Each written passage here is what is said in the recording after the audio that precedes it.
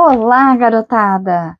O que estão achando do audiolivro O Leão, a Feiticeira e o Guarda-Roupa, que é o livro número 2 das Crônicas de Nárnia?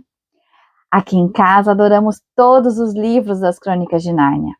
As histórias são fabulosas, com exemplos de bravura, bondade, de personagens que fazem o que é certo, mesmo que seja difícil. Aqui, cada um tem o seu personagem favorito entre os reis e rainhas. É muito importante escutar o livro na ordem certa para não perder nada. Dá uma checada se você está no capítulo correto antes de continuar. E não esqueça de dar seu like e se inscrever no canal. Vamos começar? Livro 2 das Crônicas de Nárnia, O Leão, a Feiticeira e o Guarda-Roupa, capítulo 3, Edmundo e o Guarda-Roupa. Lúcia saiu correndo da sala vazia e achou os três no corredor. Tudo bem, já voltei. Do que você está falando, Lúcia? Perguntou Susana. O quê? Disse Lúcia admirada. Mas vocês não ficaram preocupados? Então você andou escondida, hein? Disse Pedro. Coitada da Lúcia, ficou escondida e ninguém reparou. Você tem de ficar escondida mais tempo se quiser que alguém se lembre de ir procurá-la.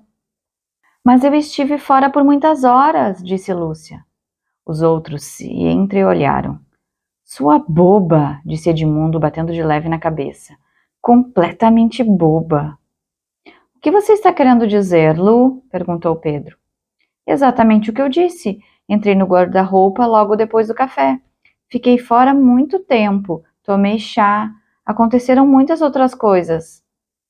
Não fique bancando a boboca, Lúcia, disse Susana. Saímos da sala agora mesmo e você ainda estava lá? Ela não está bancando a boboca, disse Pedro. Está imaginando uma história para se divertir. Não é, Lúcia? Não é não, Pedro. É um guarda-roupa mágico. Lá dentro tem um bosque e está nevando. Tem um fauno e uma feiticeira. O nome da terra é Nárnia. Se quiserem, vamos ver. Os outros não sabiam o que pensar, mas Lúcia estava tão agitada que todos a acompanharam à sala. Ela correu à frente, abriu a porta do guarda-roupa e gritou. Vamos, entrem, vejam com seus próprios olhos. Mas que pateta, disse Susana, metendo a cabeça lá dentro e afastando os casacos. É um guarda-roupa comum. Olhem, lá está o fundo. Olharam todos, depois de afastarem os casacos, e viram. Lúcia também, um guarda-roupa muito comum. Não havia bosque, nem neve, apenas o interior de um guarda-roupa com os cabides pendurados. Pedro entrou e bateu com os dedos, certificando-se da solidez da peça. Boa brincadeira, Lúcia, disse ao sair. Você nos pregou uma boa peça. Quase acreditamos. Mas não é mentira coisa nenhuma. Palavra de honra. Há 1 minuto estava tudo diferente. Palavra que estava. Vamos, Lu, disse Pedro. Você está exagerando. Já se divertiu muito. É melhor acabar com a brincadeira. Lúcia ficou vermelha até a raiz dos cabelos. Quis murmurar qualquer coisa e desandou a chorar. Durante alguns dias, sentiu-se muito infeliz. Podia resolver a questão num instante, bastando declarar que tinha inventado aquela história. Mas Lúcia gostava de falar a verdade e tinha certeza de que não estava enganada. Os outros, pensando que era tudo mentira e mentira boba, davam-lhe um grande desgosto. Os 2 mais velhos faziam isso sem querer, mas Edmundo costumava bancar o mal, e estava sendo mal daquela vez. Zombava de Lúcia, chateando-a o tempo todo, perguntando se ela não tinha achado outras terras misteriosas nos numerosos armários que existiam por toda a casa. O pior é que esses dias eram para ter sido esplêndidos. O tempo estava lindo. Passeavam lá fora da manhã até a noite, tomavam banho de riacho, pescavam, subiam nas árvores, deitavam-se no bosque. Mas Lúcia não se divertia de verdade. E assim foram correndo as coisas até que chegou um novo dia de chuva. Naquela tarde, como o tempo continuasse ruim, resolveram brincar de esconder. Susana era o pegador, e mal se dispersaram para se esconder, Lúcia dirigiu-se à sala do guarda-roupa. Não queria esconder-se lá dentro, pois isso certamente faria com que os outros voltassem a se lembrar daquele assunto desagradável, mas queria pelo menos dar uma espiada, porque, naquela altura, ela própria já começava a se perguntar se Nárnia e o fauno não passavam de um sonho. A casa era tão grande e complicada, tão cheia de esconderijos que ela pensou que teria tempo de dar uma espiada e se esconder em outro lugar. Mas mal tinha se aproximado, ouviu passos no corredor e não teve outro remédio. Pulou para dentro do guarda-roupa e segurou a porta, pois sabia muito bem que era uma idiotice alguém fechar-se num guarda-roupa, mesmo no guarda-roupa mágico. Eram os passos de Edmundo, que entrou na sala ainda a tempo de ver Lúcia sumir dentro do móvel. Sem hesitar, resolveu entrar também. Não porque o considerasse um bom esconderijo, mas porque tinha vontade de continuar a chateá-la com seu mundo imaginário. Abriu a porta. Os casacos estavam dependurados como sempre, cheirando a naftalina. Tudo era escuridão e silêncio e não havia vestígios de Lúcia. Ela pensa que sou a Susana e que vim pegá-la, por isso está quietinha lá no fundo, pensou Edmundo. Ele pulou para dentro e fechou a porta, esquecendo-se de que estava fazendo uma grande bobagem. Começou a procurar Lúcia no escuro. Ficou muito admirado quando não a encontrou. Resolveu abrir de novo a porta para deixar entrar luz, mas também não foi capaz de dar com a porta. Nada satisfeito, começou a andar desnorteado às apalpadelas em todas as direções. Chegou a gritar: Lúcia! Lu! Onde você está? Sei que está aí, sua boba! Mas ficou sem resposta. Notou até que a própria voz tinha um som curioso. Não o som que é de se esperar dentro de um armário, mas um som ao ar livre.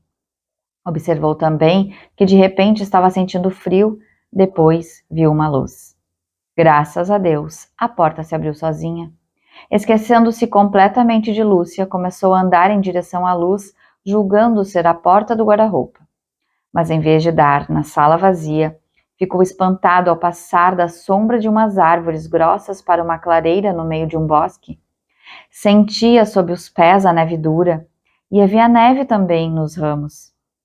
O céu era azul pálido, céu de uma bela manhã de inverno.